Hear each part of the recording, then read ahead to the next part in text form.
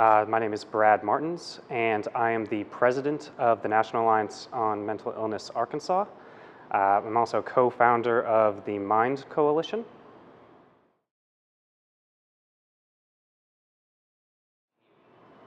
The word ally is really synonymous to me with the word support. Being somebody who can stand up with and stand up for other people who maybe can't stand up for themselves, and even if they can stand up for themselves, to be able to support them in what they're doing. I'd say sarcastic, kind of a fun-loving, down-to-earth guy. I have a PhD in neuroscience from UAMS, and I'm also currently a medical student for psychiatry. The impact of mental health on my life is just, it completely changed my frame of reference. I mean, when you think about the brain and the mind, every aspect of everything we do involves our mental health. It's how we see the world. And when you have a negative state of mind and your mental health isn't great, you're not seeing the world the way you can. And being able to change that perspective and help someone change their frame of reference is very rewarding. Okay. All right. The biggest challenge in my life would probably be the first couple of years of medical school. It was just grueling and not the type of learning that I like to do with regurgitation of facts. So from that challenge, I learned that just a lesson in perseverance. I hated it, felt like quitting several times, but just kept pushing through, got to the other side of this huge test that you have to take, and went into the PhD part of the program and loved it. The word resilience is actually a pretty word close to home for me because a lot of my research actually involves resilience. And it means just the ability to,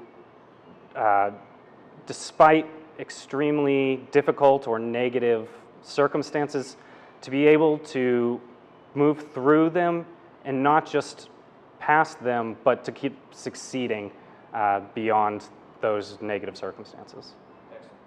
Do I think resilience is something that can be taught? Yes.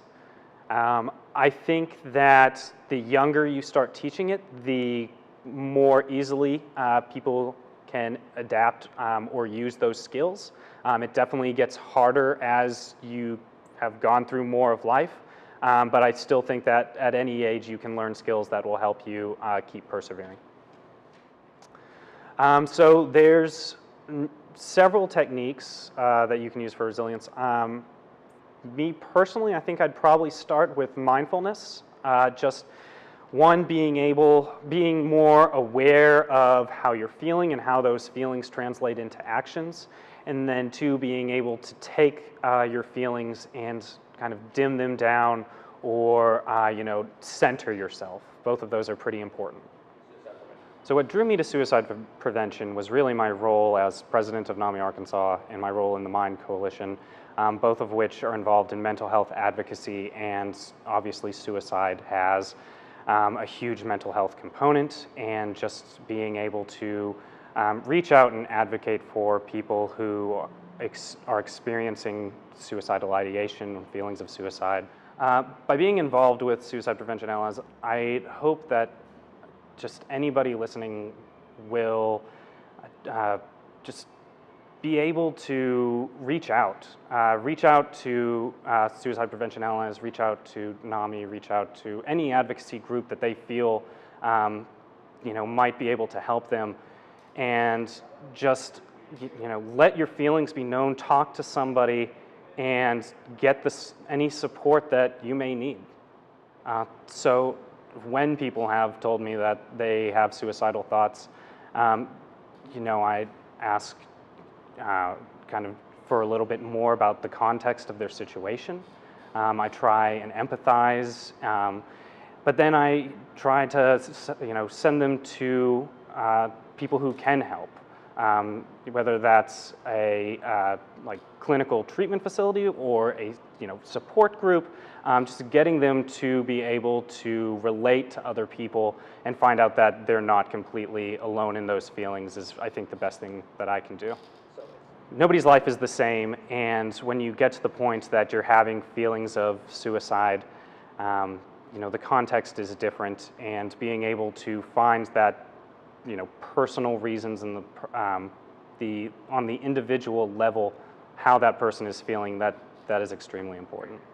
The best piece of advice that anybody has given me is not to have time for regrets.